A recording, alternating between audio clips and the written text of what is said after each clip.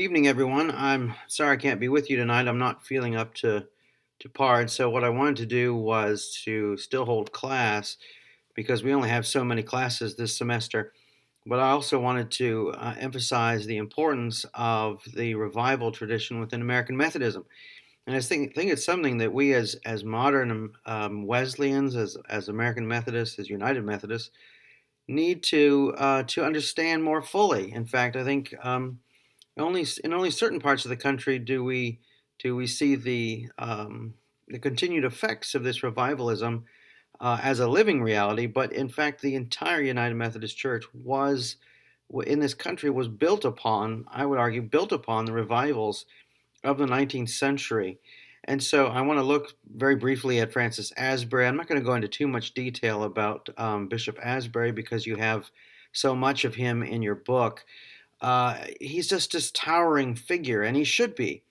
In fact, he should be a towering figure because he was probably the most influential American Methodist in the post-Revolutionary War period.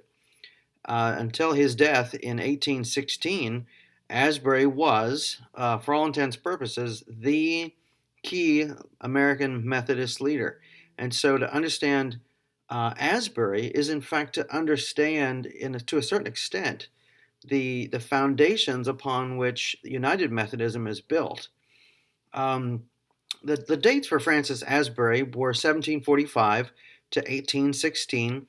If you're thinking about where he might fit in terms of American religious history, think of him being the generation after Jonathan Edwards and George Whitefield. Of course, Jonathan Edwards, known, unfortunately, probably for his sermon "Sinners in the Hands of an Angry God," was although a Calvinist, was a distinctly key participant within the evangelical revival. It's something that Wesleyans need to remember, is that Calvinists were a part of the evangelical revival.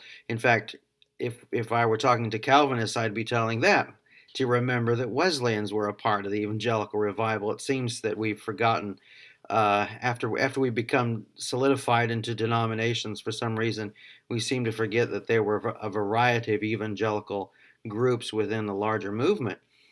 But after Edwards and after George Whitefield, again, Whitefield, yes, Methodist, Calvinistic Methodist, aren't many of those around anymore, but the Whitefield and Edwards kind of laid the foundation for later American Methodism, because it was people like Edwards and Whitefield who were, well, Edwards was traveling in New England and he really didn't travel that much, but Whitefield was traveling all up and down the colonies, preaching the new birth, preaching the key elements of the evangelical revival. And of course, he was known as a Methodist. At this point, there were a variety of different kinds of Methodists. What marks out Francis Asbury from these two in particular is his distinctly Arminian outlook. This would be the standard line for United Methodism today, an Arminian outlook. And of course, I argue in my book that yes, the term Arminian can be helpful, and Wesley used it himself, but it's more of a Catholic understanding of the role of free will than it is any sort of Reformed understanding of free will. The Arminius himself would seem way too Calvinistic to most Methodists today. And in fact, they would find affinity with the Catholic authors of the Anglican tradition much more than they would with those who claim to be Arminian at some points. But we claim the term now. It means those who believe that they actually have a choice in whether or not they would accept the offer of salvation. That's a key element to American Methodism today. We believe that you have the opportunity, because of God's grace, to then deny God's grace. So it's this interesting combination that's bathed in grace, but still gives the grace-inspired person the ability to say no to God's offer. Now that starts all kinds of interesting theological debates between Reformed and Methodist theologians. So often they hinge on very little, and they accomplish very little, because at the root of both of them is the idea that God does in fact initiate salvation. So that's something that we need to keep in mind. We're not Pelagians. We don't believe that we are somehow lifting ourselves up by our own bootstraps to become saved. We don't actually believe in salvation by our own efforts. We only believe in salvation as it is the gift of a gracious God. But what role do you play in that process or that way of salvation, if we're going to speak like Wesley? So, Francis Asbury was an Arminian. And in fact, you could argue that everyone in the evangelical revival, whether they admitted they were Arminian or not, acted like it because they all went out. They were driven. They were fundamentally driven to share the good news. And you see this over and over again in the journal accounts, in the accounts of the conference meetings and the quarterly meetings and the camp meetings. They're calling people to respond to the gospel. So whether they actually thought that you had the ability to reject God's grace or not, they all acted like you had to hear the message. And so many of them acted like it was really up to them. If they didn't give you the message, then who would? There's something about Methodist history I think we should never forget is the fire that really drove these people. And of course, David Hempton talks about something similar. He talks about the noise of Methodism. It's not the stately mahogany Methodism we have today with pipe organs and stained glass windows. It's the loud cacophony of people wailing in agony over their sins out in a camp meeting situation where they're hearing preacher after preacher and they're singing lustily, as the hymnal tells us. That this loudness and this desire. So both this desire to spread scriptural holiness and to spread the new birth and the noise of it. I think these are things that might be difficult for us as modern Methodists to grasp because we're a much more stately group.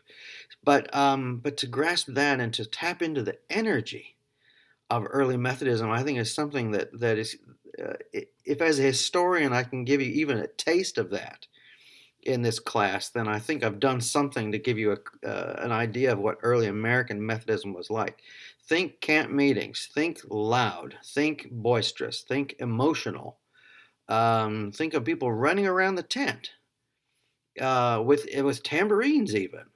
And you'll have just a glimpse of what these revivalistic movements were like in this new burgeoning American context. Asbury, getting back to Asbury, he was distinguished. Here's for your notes. Here's what you need in your notes. Francis Asbury, distinguished in U.S. history for taking the helm of American Methodism at the end of the Revolutionary War and creating a context, or you could say maneuvering within a context in which Methodism would become the dominant Christian denomination in America in the 19th century. So, Francis Asbury, one of two, Dempster was the other one of the two preachers to stay through the war. Most of them went to Canada or back to Britain. They were loyalists, but Asbury stayed. And Asbury then took the helm of the American Methodist movement, and he led it from near disaster to a place of great influence and revival. That's quite the feat. And of course, he did this pretty much on horseback. Keep that in mind. When you think of the early American Methodist preachers and bishops, don't think of people in offices or in stately towers or in anything else. Think of people getting dirty. Think of people on the road. Think of people in the mud.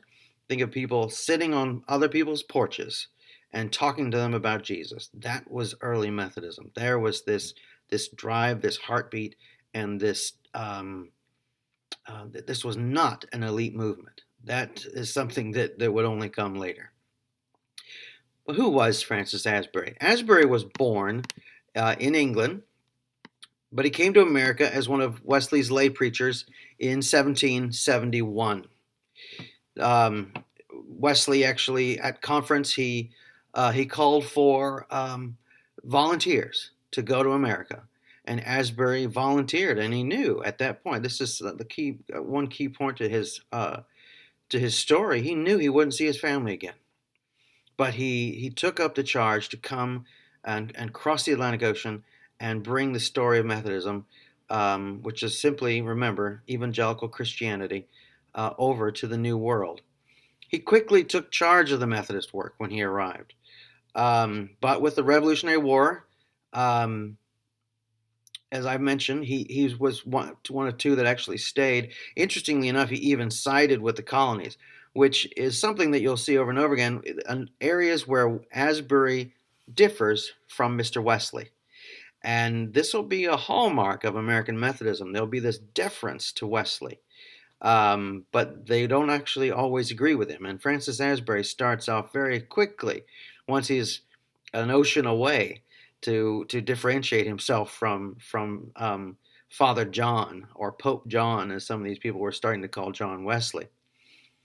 Um, Asbury's willingness to stay with the people and to commit himself to the American cause is what will mark Asbury for the rest of his life. So um, it's a sign that he will run American Methodism differently than Wesley ran Methodism in England. The war, however, had negative repercussions for Anglicans and Methodists in particular. Remember, 1771, Methodists are still good Anglicans. They still think of themselves as Anglicans. And as I've said in class before, when we think of the Church of England and Anglicanism in this period, it's best not to think of a denomination, but to think of the Church of the English. And I think once we get that in our minds, the idea, the apparent squishiness, that's not a technical term, but that's a good term, squishiness of denominational lines makes more sense to us, those who live in an era when denominational lines are very clean and very clear. Um, the Anglicans, as we've talked about, the Anglicans would form the Episcopal Church, and the Methodists would form the Methodist Episcopal Church. And of course, the MEC came first. The Episcopalians organized in the years following, and in 1789 they organized as a formal denomination. They would form with Bishop Bishop Seabury of Connecticut, who was actually a good friend of Charles Wesley, and Bishop White of Virginia, taking leading roles to form the Episcopal Church. Now we have to remember the Episcopal Church on the cusp of the Revolution, or at the end of the Revolution, was absolutely on, if not shaky terms, then they were almost brought to extinction. I don't think we fully appreciate the existential crisis that the Episcopalians would face in this country right after the Revolutionary War.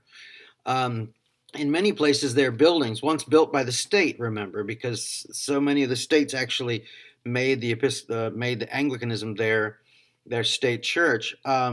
Many of their buildings were simply taken over by the people in the area. They thought, well, we paid for these buildings, we'll just take them over and use them for our purposes.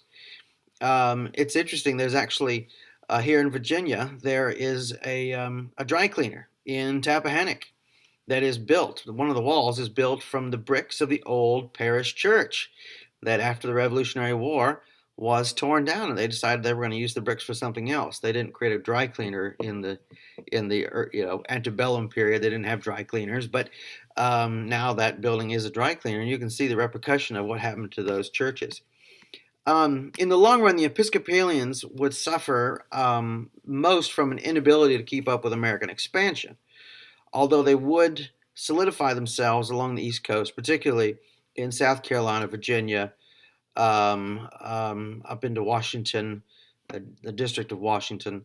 District of Columbia, Washington, and then up in New York. Later, they would expand into areas in New England. They were strong in Connecticut in the early period. But what's interesting is this early American context is one of expansion. It's not expansion up and down the East Coast and solidifying your old strongholds on the East Coast, which is pretty much what the Episcopalians did. But the Methodists and the Baptists and the Presbyterians, to a lesser extent, were distinctly gifted in keeping up